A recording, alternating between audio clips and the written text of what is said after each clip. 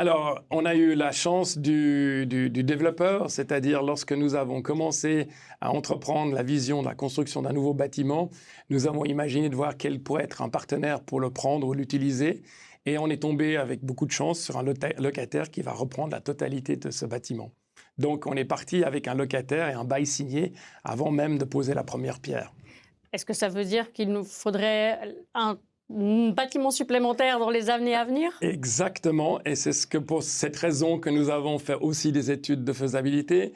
Nous avons cette chance de pouvoir encore s'agrandir sur notre terrain et nous allons lancer encore un nouveau bâtiment qui vient d'être lancé, d'ailleurs le concours vient d'être lancé, et nous espérons d'ici octobre les résultats de ce concours d'architectes pour pouvoir poursuivre notre croissance. Donc ce sera le bâtiment actuel dont on parle sera inauguré, je crois, fin 2027, quelque chose comme ça? Exact. Ça veut dire que le prochain bâtiment, il serait disponible pour dans quand? 2 ans après la livraison du premier. Et c'est une même superficie? C'est à peu près la même taille, effectivement. Sur le même endroit, vous poussez Oui. les murs? Non, on avait un peu de réserve, donc forcément, ça nous permet de nous organiser dans ce sens-là.